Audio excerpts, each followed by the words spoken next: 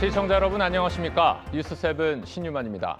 더불어민주당이 검찰 보안 수사권 폐지를 당론으로 추인하는 과정에서 정성호 법무부 장관이 사의를 표명했습니다. 정 장관은 오래전부터 참모들을 통해 사퇴 의지를 전달했다고 밝혔지만 민주당의 보안 수사 폐지 당론 채택과 맞물린 반발 성격이라는 해석도 나옵니다. 첫 소식 주원진 기자가 보도합니다.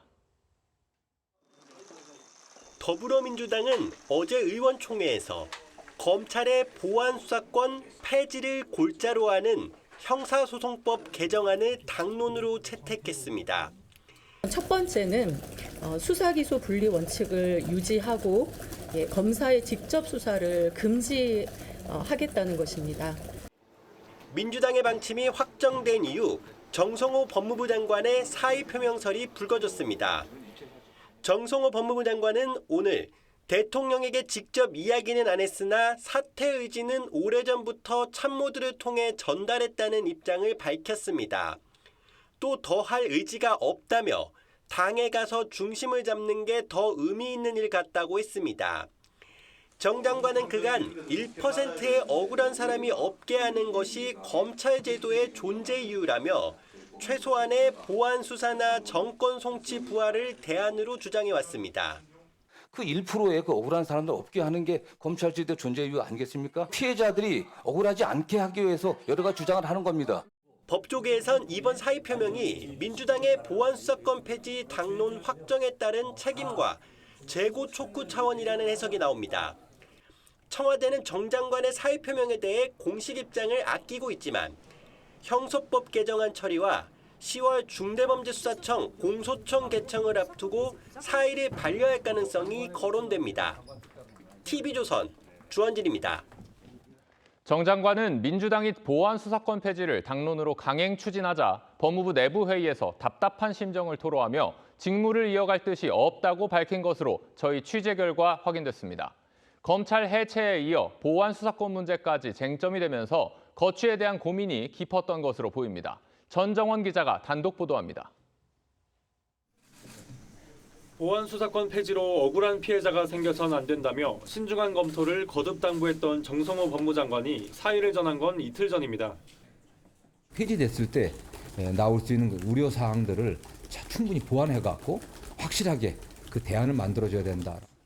한 달 가까운 수기에도 결국 민주당이 보안 수사권 폐지를 사실상 당론으로 정하겠다고 시사하자 정 장관은 다음 날 주재한 법무부 간부회의에서 물러나겠다는 뜻을 밝힌 것으로 전해집니다.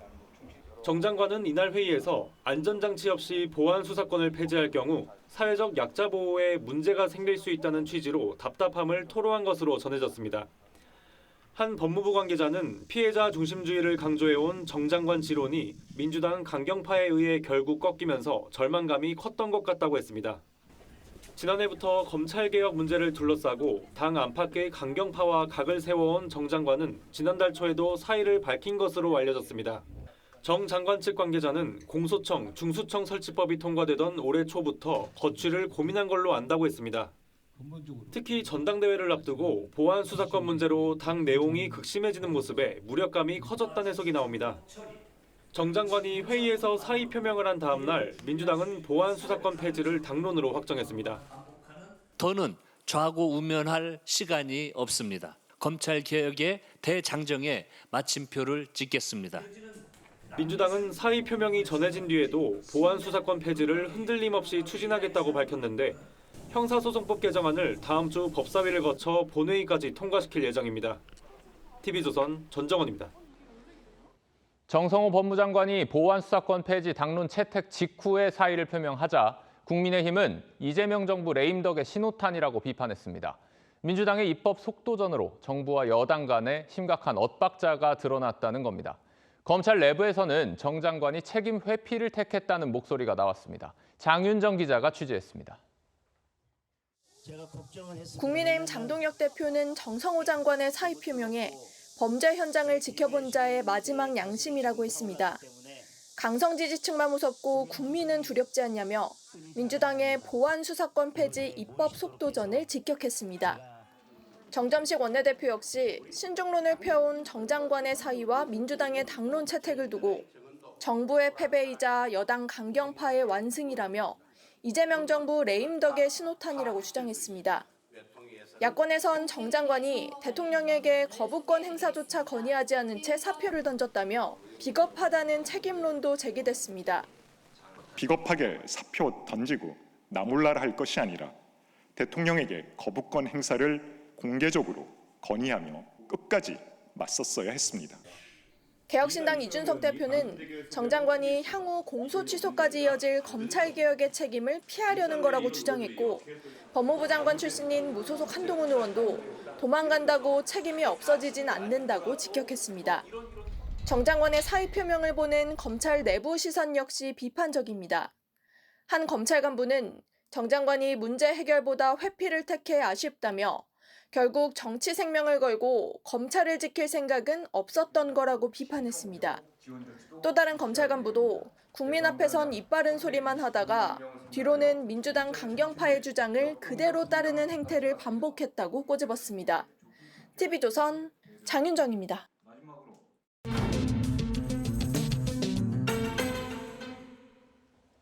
여권 진영 내부의 신중론에도 민주당이 보안 수사권 폐지에 속도를 올리는 진짜 이유가 뭔지 뉴스더에서 정치부 황정민 기자와 한 발 더 들어가 보겠습니다. 황 기자 어서 오십시오. 정성호 법무장관의 사의 표명에서도 보듯이 여권 내부에서도 우려가 많았던 게 사실이지 않습니까? 네, 민주당 지지층 내에서조차 이 보안 수사권 존치 여론이 폐지 의견과 팽팽하다는 조사까지 나왔던 만큼 이 민주당이 속도 조절에 나설 수 있다는 관측이 있었던 것도 사실입니다. 하지만 다음 주 본회의 상정을 목표로 당론 추진을 확정했습니다. 민주당이 이렇게 폐지를 서두르는 특별한 다른 이유가 있습니까? 네, 오는 10월 검찰청 폐지와 공소청, 중수청 출범이라는 이 검찰 개혁 스케줄에 맞추기 위한 것이라는 게 공식 입장이지만요. 이 다음 달 17일 치러질 민주당 전당대회 표심이 진짜 이유다 이런 시각이 많습니다. 실제로 보안 수사권 일부 존치를 주장했던 의원들은 강성당원들에게 이 검계 11적이다 이렇게 불리면서 무차별 문자 폭탄을 맞았습니다.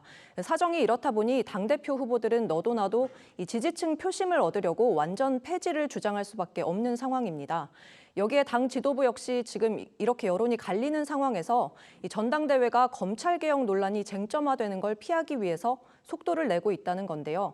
일각에서는 특정 후보에게 판세가 유리하게 돌아가는 거를 차단하려는 계산이 깔렸다 이런 말도 있습니다. 자, 그런데 김민석, 정청래, 송영길 이 당대표 후보들 모두 보안 수사권 전면 폐지하자 같은 입장 아닙니까? 네, 그런데 새 후보의 말을 자세히 보면 조금 차이가 있습니다. 정청래 후보는 당대표 재임 시절부터 완전 폐지를 내세웠죠. 이 반면에 김민석 후보는 이 국무총리 시절 폐지가 맞지만 수기도 필요하다고 했다가 지난달 보안 수사권 폐지를 정부 입장으로 정리했다고 했고요. 송영길 후보는 폐지 입장이지만 정치 도구화하지 말자 이렇게 얘기해왔습니다. 두 후보 입장이 정 후보에 비해서 선명성이 조금은 덜하다고 볼 수 있는 겁니다.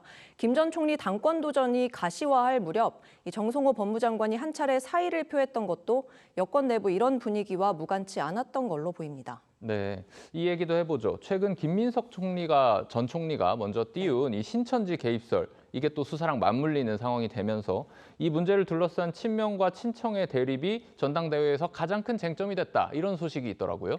네, 오늘도 친명 친청 간 설전이 있었는데요. 이 친청계 최고위원 후보인 최민희 의원은 오늘 이 김 전 총리가 신천지 의혹을 띄워놓고 이후에 궤변을 늘어놨다면서 합수본 수사를 사전에 알고 있었던 건지 답해라 이렇게 압박했고요. 반면에 친명계 박선원 의원은 신천지와 유시민 비판을 못하고 조국을 옹호하면서 대통령 돌려가게 하는 게 반명 분열주의다 이렇게 맞받았습니다.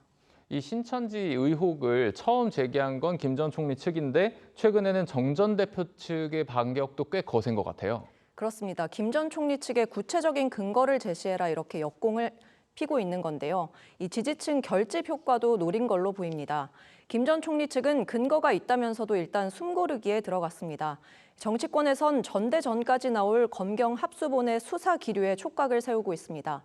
한 달도 채 안 남은 상황이라 최종 결론까지는 어렵다 하더라도 이 압수수색이나 관계자 소환 같은 수사 상황이 속도를 낼 경우 이 양측셈법이 복잡해질 수밖에 없는데요.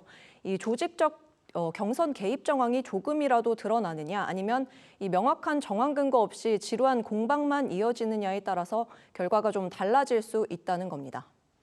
전당대회 전까지 합수본 수사가 얼마나 진행되느냐가 큰 변수가 될 것 같네요. 황 기자 수고했습니다.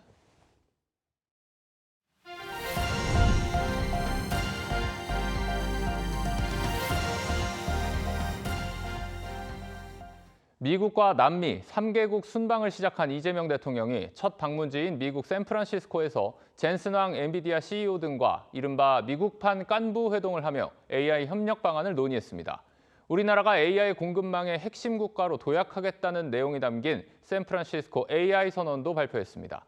순방에 동행 중인 서주민 기자가 보도합니다. 선착장에 위치한 식당에 이재명 대통령과 AI 반도체 관련 한미 기업인들이 둘러앉았습니다. 치킨이 필요할 텐데 식구, 밥을 같이 먹는 사이, 밥을 같이 먹는 사이로 표현합니다. 우리는 식구다!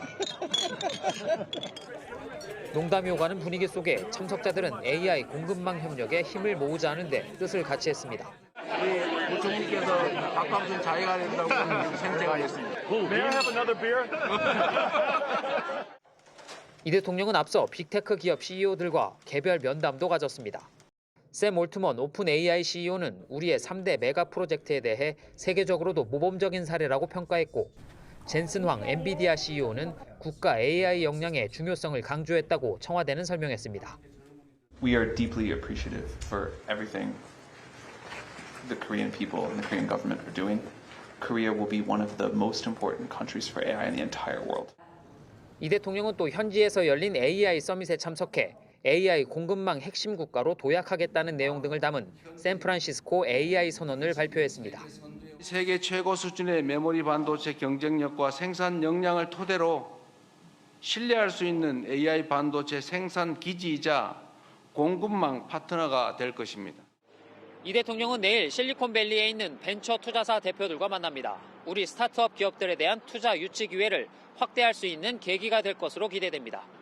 샌프란시스코에서 TV조선 서주민입니다. 미국판 깐부 회동을 통해 국내 AI 기업과 미국 빅테크가 약속한 협력 규모는 9,500억 달러, 우리 돈 1,375조 원에 달합니다. 젠슨 황 등 빅테크 CEO들은 한국의 AI 황금기가 찾아왔다며 앞다퉈 동맹 강화에 나섰습니다. 장동욱 기자입니다. 협력 성과가 가장 두드러진 분야는 반도체입니다. SK그룹은 엔비디아 등 글로벌 빅테크 기업들과 향후 5년간 1,085조 원 규모의 반도체 장기 공급 협력을 진행하기로 했습니다. 힘을 합쳐서 훨씬 더 좋은 AI 인프라스트럭처와 AI 이코시스템을 만들기를 희망합니다. 삼성전자 역시 브로드컴과 반도체 칩과 파운드리 분야에서 290조 원 규모의 협력을 이어가기로 했습니다. 이 강점들이 하나로 결합한다면 우리는 더 빠르게 혁신하고 더 크게 성장하며 더 많은 난제를 해결할 수 있을 것입니다. 전 세계가 주목하는 피지컬 AI 분야에선 현대차가 앞장섰습니다.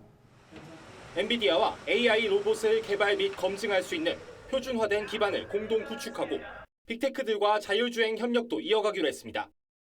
현대차 그룹이 보유한 제조 역량, 로보틱스 기술, 그리고 데이터 등의 강점과 빅테크 기업의 장점이 결합돼서 피지컬 AI 시대의 새로운 혁신 생태계를 만들어가는 미국 빅테크들은 이번 협력을 바탕으로 한국이 AI 인프라의 중심에 설 것이라고 자신했습니다.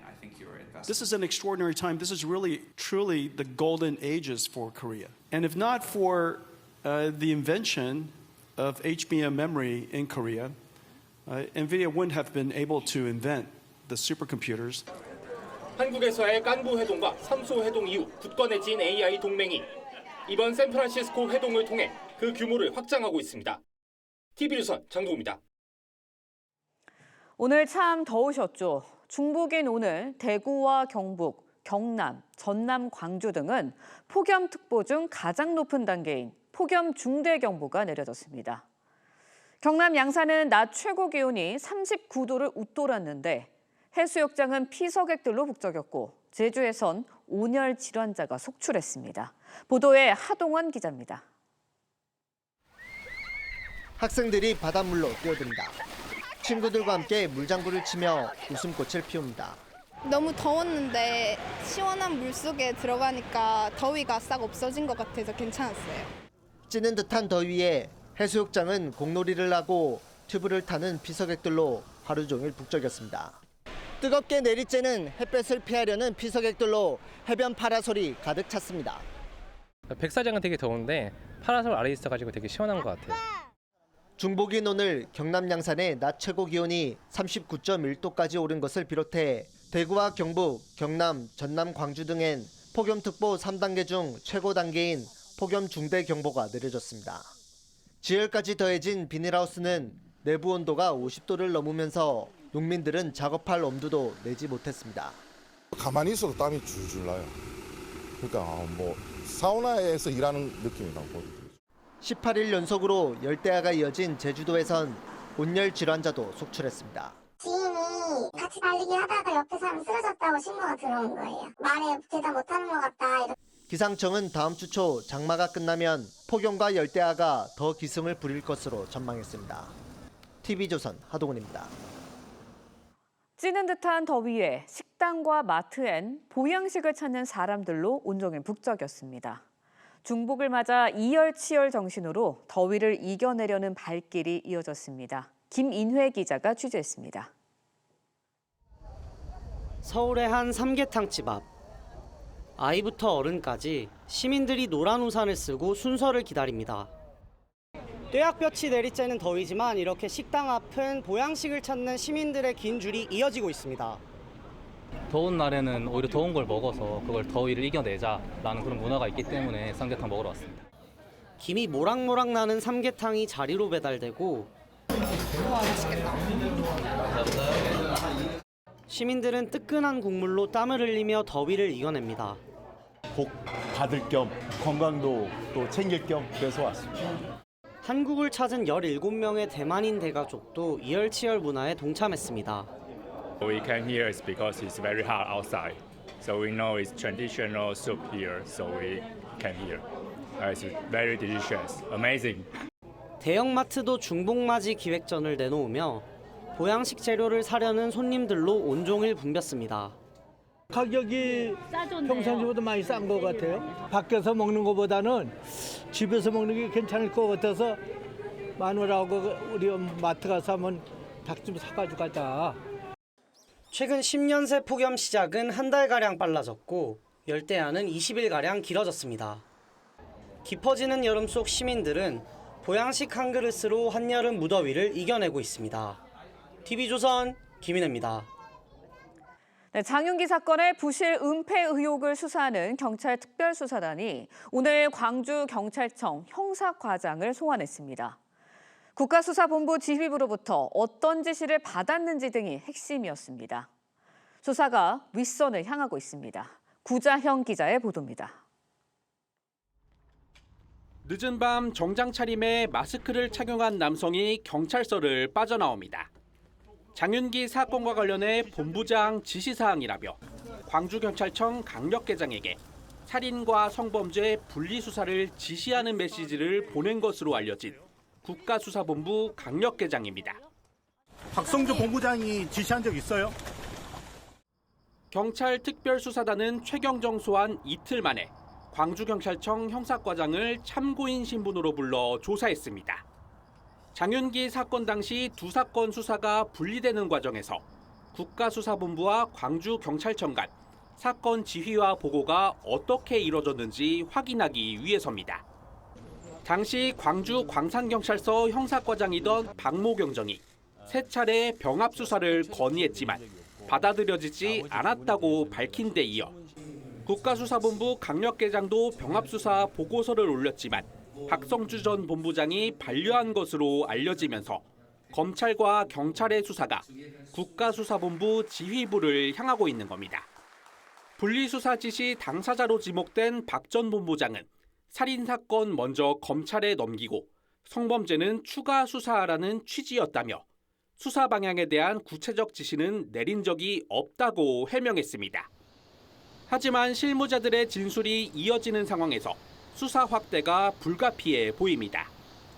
장윤기에 대한 3차 공판은 오는 27일 광주지법에서 열립니다. TV조선 구자영입니다.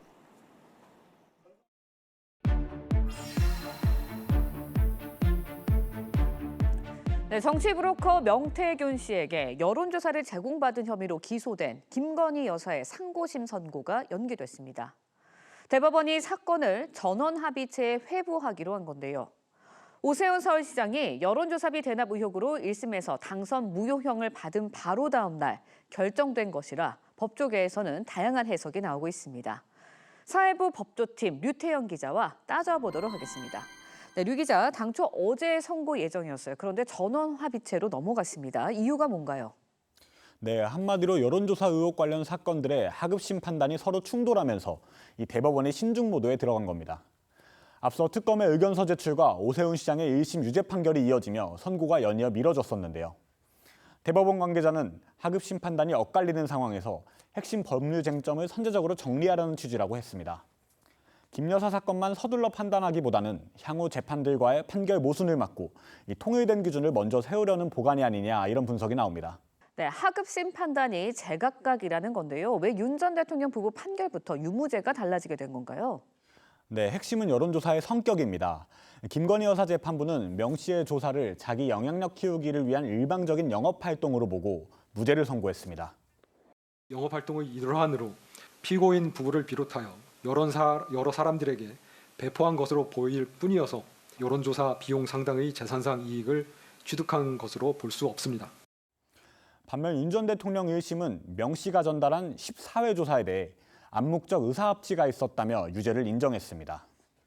모두 피고인 명태균에게 일임하여 처리하게 하였던 것으로 보입니다. 그리고 피고인 윤석열은 김건희로부터 이러한 내용을 전달받아 피고인 명태균의 위와 같은 의사에 묵시적으로 동의함으로써 네, 여기에 오세훈 서울시장의 유죄 판결로 사안이 더 복잡해졌는데 유죄 판단의 핵심 무엇이었나요? 오 시장 사건은 명 씨의 조사 결과 보고를 받고 후원자가 대납하게 했느냐였고 1심은 벌금 1,000만 원을 선고했습니다. 재판부는 명 씨 진술을 모두 신빙하기는 어렵다며 과장된 진술은 배척했습니다. 운 적 있고요. 네, 아주 그다음에도 그랬어요. 직접 짰어요. 다만 오 시장과 명 씨의 중식당 회동 직후 여론조사가 시작됐고 그 결과가 담긴 파일이 다운로드되는 등 객관적 물증과 부합하는 부분만 제한적으로 진술 신빙성을 인정했습니다. 결국 세 사건 모두 명태균이라는 인물의 진술과 정황 증거를 어디까지 인정할 것인가라는 하나의 쟁점에 걸려 있습니다. 네, 이제 공은 대법원 전원 합의체로 넘어갔습니다. 앞으로 대법원 판단의 핵심 쟁점이 되는 건 무엇일까요? 대법원은 전합을 통해서 법리적 가이드라인을 세울 것으로 보입니다. 이 명 씨 진술의 신빙성과 암묵적 의사합치에 대한 판단 기준을 만들어 이 하급심 사이의 간극을 좁힐 것이라 이런 분석이 나옵니다. 유사 사건이나 관련된 사건들이 좀 후행으로 계속 진행되고 있기 때문에 증거 채택 과정에서의 기준이나 뭐 이런 딘책 같은 걸 좀 세우려고 하는 것은 아닐까 하는. 그래서 이 대법원의 판단은 김 여사 사건뿐만 아니라 윤 전 대통령과 오 시장의 항소심 재판 향방에도 직접적인 이정표가 될 전망입니다. 네, 대법 전원 합의체가 어떤 사법적인 기준을 제시하게 될지 지켜봐야 할 것 같습니다. 류태영 기자, 잘 들었습니다.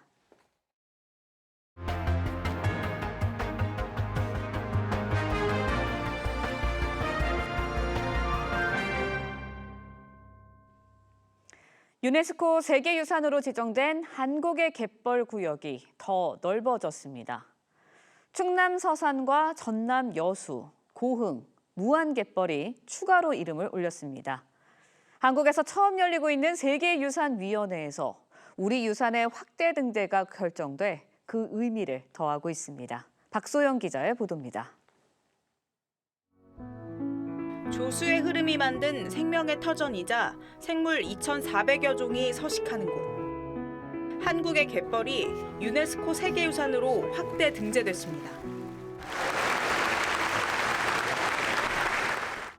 2021년 서천과 고창, 신안갯벌 등이 세계유산이 된 데 이어 이번에 충남 서산과 전남 여수, 고흥, 무안갯벌이 추가로 등재된 겁니다. 유네스코 세계유산위원회는 한국 갯벌의 생물 다양성과 멸종위기종 보전 능력을 높이 평가했습니다. 대한민국 갯벌이 세계 최대의 해양 생태계 보고로서 다시 한번 증명됐습니다. 이 철새들의 도래지면서도 그리고 전박이 물금 같은 그런 멸종동물이 서식하고 있고. 다만 과제도 남았습니다. 유네스코가 주변 지역의 추가 개발로 인한 영향을 주의 깊게 살피라고 요구한 만큼 새만금 신공항 예정지인 군산 수라갯벌의 보존 등이 추후 문제가 될 수 있습니다. 한국은 1995년 등재된 석굴암과 불국사를 시작으로 지난해 반구천의 암각화까지 모두 17건의 세계유산을 보유하고 있습니다. TV조선 박소영입니다. 지난주 강릉 앞바다에서 홀로 생활하다 구조된 남방 큰 돌고래 안목이 현재 어떻게 지내고 있을까요? 사람과 선박을 따르는 습성으로 몸 곳곳에 상처가 생겼다고 하는데요. 울산에서 치료를 받으며 야생성 되찾기에 주력하고 있습니다. 이승훈 기자의 보도입니다. 몸 길이 2.3m, 몸무게 130kg이 넘는 돌고래 한 마리가 보트 주변을 맴돕니다. 배를 뒤쫓으며 애교를 부립니다. 아니 우리 물이 여기 막 튀잖아 우리한테. 강릉항 인근에서 포착된 남방 큰 돌고래 안목입니다. 남방 큰 돌고래는 제주도에서 무리지어 다니지만 안목이는 10달 가까이 강릉 앞바다에 홀로 생활해왔습니다. 그런데 선체의 몸을 비비는 등의 습성 때문에 프로펠러에 부딪힌 것으로 보이는 20cm 크기의 상처가 발견됐습니다. 요트를 따라 항 안에까지 들어오는 거예요. 그래서 배를 대는데 이 배를 대는 데까지 와가지고 놀다 가는 거예요. 폐사 우려까지 제기되자 해수부는 지난 15일 안목이를 포획해 울산 고래 체험장이 있는 전용 치료 수조로 옮겼습니다. 야생 동물인데도 이제 선박을 너무 많이 따르고 있는 상황이라서 계속 두면 결국 폐사될 것으로. 의료진은 상처 치료와 함께 야생성을 되찾는 데 주력하고 있습니다. 몸에 약을 바르는 대신 먹는 약으로 대체했고 먹이도 구조물에 숨겨 사람과의 접촉을 최소화하고 있습니다. 사람한테 가면 먹이를 주는구나 하는 그런 교육이라든가 인식이 되지 않도록 염두에 두면서 여러 가지 훈련을 하고 있습니다. 해수부는 다음 달쯤 전문가들의 자문을 거쳐 안목의 방류를 결정할 계획입니다. TV조선 이승훈입니다. 오는 29일부터 학교 생활기록부를 상업적으로 이용하는 행위를 금지하는 개정 초중등 교육법이 시행됩니다. 입시 컨설팅 업체가 학생부를 거래해 대입 공정성을 해친다는 지적에 따른 조치지만 수시 전형 원서 접수를 2달가량 앞두고 시행돼 학부모와 수험생들은 혼란스럽기만 합니다. 오늘의 포커스를 여기에 맞춰봤습니다. 이상배 기자입니다. 대입정보 박람회장이 수험생과 학부모들로 가득 찼습니다. 오는 29일 학생부 상업적 이용 금지법 시행을 앞두고 입시 정보를 얻으려는 발길이 급증하면서 하루 평균 6천 명이 넘는 인파가 몰렸습니다. 저희 때부터 딱 입시 제도가 바뀌는데 그래서 좀 예측이 불가능한 부분도 너무 많고 해서 조금 어려운 거는 좀 많은 것 같아요. 학생부 상업적 이용 금지법은 학생부를 영리 목적으로 수집하거나 거래하는 것을 금지합니다. 이를 위반하면 5년 이하의 징역이나 5천만 원 이하의 벌금을 받습니다. 이 때문에 메가스터디 교육 등 주요 입시 학원들은 관련 서비스를 대부분 중단했습니다. 과거의 데이터를 활용을 해서 상담에 활용이 된다라고 하는 것 자체가 불법이다라고 지금 규정이 되기 때문에 수시 원서 접수가 2달도 남지 않은 상황이라 수험생과 학부모들은 더욱 혼란스럽습니다. 많이 혼란스럽고 일단 처음 겪는 상황이다 보니까 수험생이 다들 선배나 언니한테 물어보고 그런 게 있나 싶고 이쪽으로 하고자 하는데 안 할까? 그런 실효성이 없는 굳이 그렇게까지 할 필요는 없지 않을까라는 생각이 있죠. 비싼 돈을 들여 소규모 입시 컨설팅 업체에 상담을 받아야 하는 것 아니냐는 불만도 나오고 있습니다.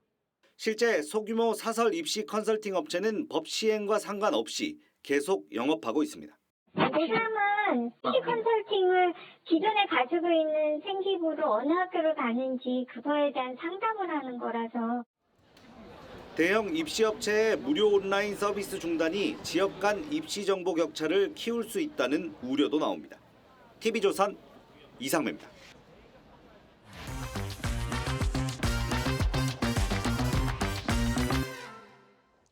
반도체 고점론에 중동전쟁 변수까지 다시 살아나면서 우리 증시가 계속 흔들리고 있습니다. 전문가들은 어떻게 전망하고 있는지 돈이 보이는 경제에서 이낙원 기자가 알아봤습니다. 지난달까지 증시를 끌어올린 삼성전자와 SK하이닉스 주가는 한 달 새 30% 가까이 추락했습니다. 그제 구글의 모기업 알파벳이 깜짝 실적과 함께 투자 확대 계획을 밝히자 우리 증시가 반등하는 듯 했지만 중동 전쟁에 다시 발목이 잡혔습니다. 미국의 이란에 대한 대규모 공격이 재개될 거란 소식에 국제 유가가 $100를 넘어서자 투자 심리가 약해진 겁니다. 특히 시중금리 지표인 미국 10년물 국채금리가 4% 후반대까지 급등하면서 인플레 우려가 다시 고개를 들고 있습니다. 이렇게 되면 빚을 내서 AI 투자에 나서고 있는 미국 빅테크들의 실적이 나빠질 수밖에 없습니다.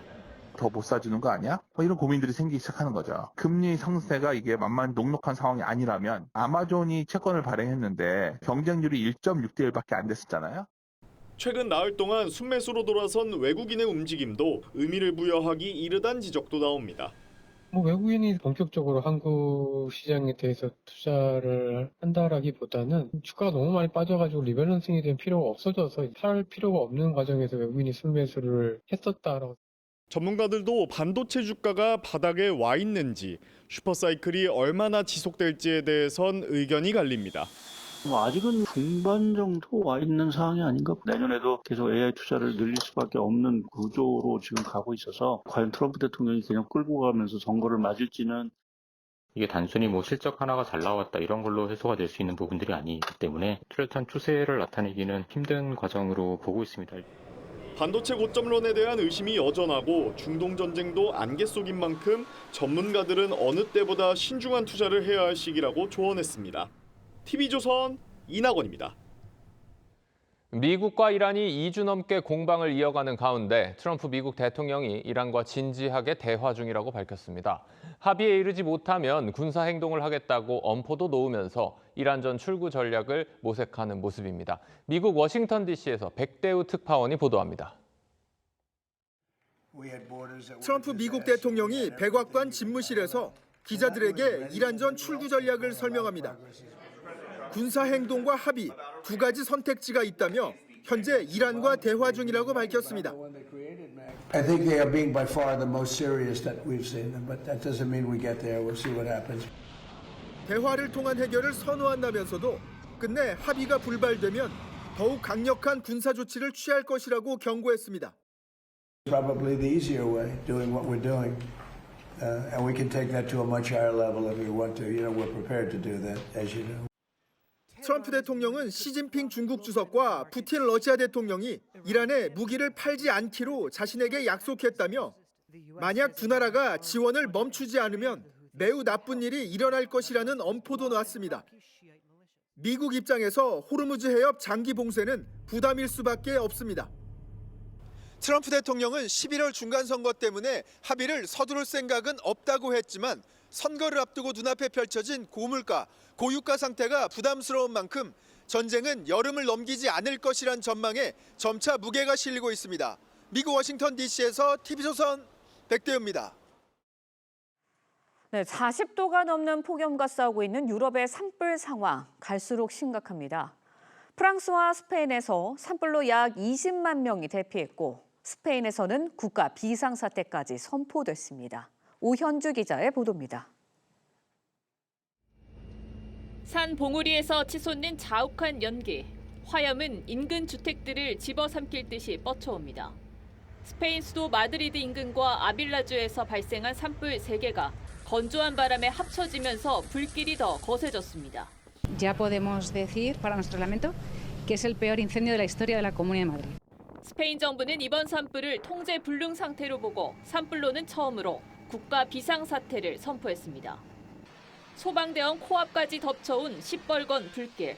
연신 물을 뿌려보지만 화염의 기세를 꺾기에는 역부족입니다. Qui a détruit plus de 20 000 hectares en 2 jours. C'est du jamais vu. On n'a jamais vu ça et les pompiers n'ont jamais vu ça.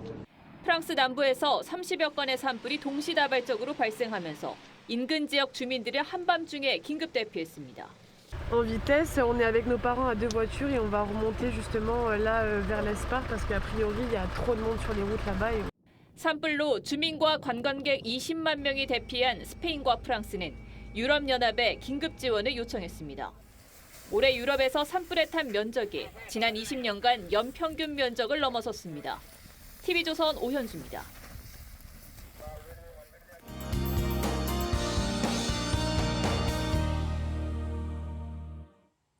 7월의 마지막 주말이자 본격적인 여름 휴가철이 시작됐습니다.